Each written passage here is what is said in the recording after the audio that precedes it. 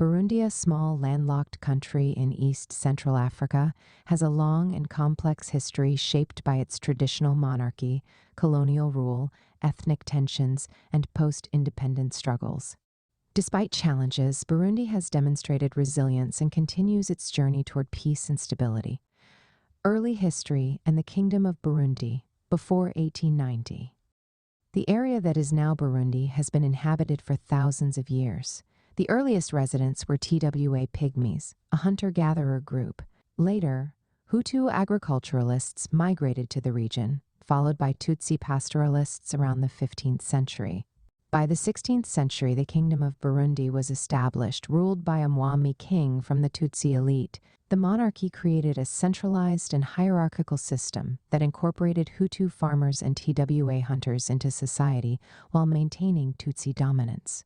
Burundi's economy was based on cattle herding, agriculture, and trade. The kingdom expanded its territory through warfare and diplomacy, creating a strong and independent state. Unlike many African regions, Burundi resisted Islamic and European influence until the late 19th century. Colonial rule, German and Belgian control, 1890 to 1962. German rule, 1890 to 1916. During the scramble for Africa, Germany colonized Burundi and neighboring Rwanda, merging them into German East Africa, which also included present-day Tanzania. However, the Germans ruled indirectly, allowing the Burundian monarchy to remain in power. Belgian rule, 1916 to 1962. During World War I, Belgium invaded and took control of Burundi. After the war, the League of Nations placed Rwanda, and Burundi under Belgian administration. Under Belgian rule, the Tutsi monarchy remained but was used to enforce Belgian colonial policies.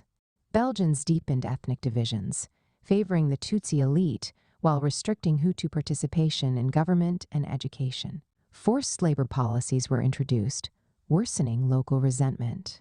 By the 1950s, nationalist movements in Africa, including in Burundi, pushed for independence.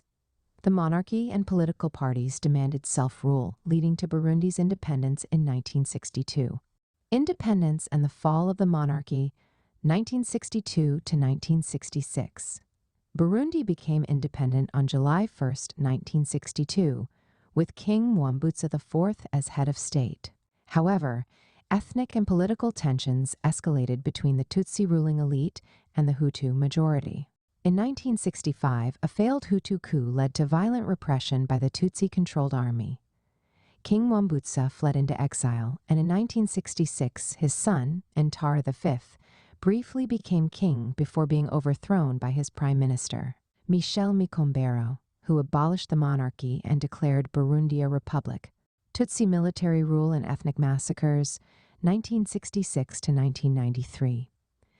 Micombero's military government, dominated by Tutsis, ruled Burundi as a dictatorship. Under his rule, a genocide against Hutus occurred with an estimated Hutus killed by the Tutsi-led military. Hutu intellectuals and leaders were targeted and executed. Thousands of Hutus fled to neighboring Tanzania and Rwanda as refugees.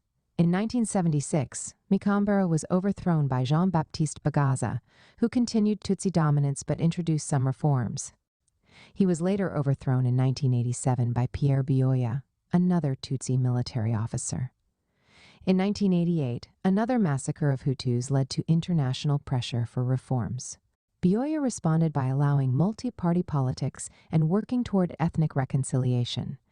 The first democratic elections and civil war, 1993 to 2005.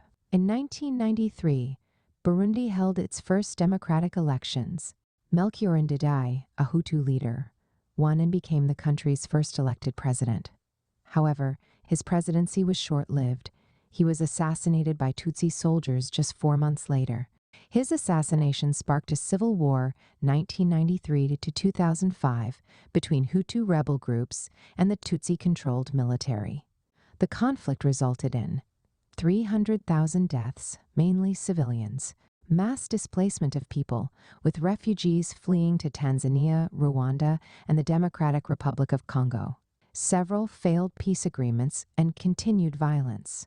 During the war, several leaders, including Silvestre Ntibantunganya and Pierre Buyoya, attempted to stabilize the country but failed to end the conflict. The Arusha Peace Agreement and Peace Process 2005 present. In 2000s, a major peace agreement was signed in Arusha, Tanzania, led by Nelson Mandela and regional leaders. The deal laid the groundwork for a power-sharing government. In 2005, former rebel leader Pierre Nkurunziza, a Hutu, was elected president, officially ending the civil war. Under Nkurunziza's rule, a Truth and Reconciliation Commission was established to address past violence. The country struggled with political tensions and human rights concerns. In 2015, Nkurunziza controversially ran for a third term, leading to protests, a failed coup, and renewed violence. Burundi faced international sanctions and withdrew from the International Criminal Court (ICC). In 2020, Nkurunziza died unexpectedly, and Evariste Ndayishimiye was elected president. He has promised reforms but faces challenges including poverty, corruption, and tensions with international organizations. Burundi today: challenges and hopes. Burundi remains one of the poorest countries in the world, with a struggling economy and political instability. However, there are signs of hope.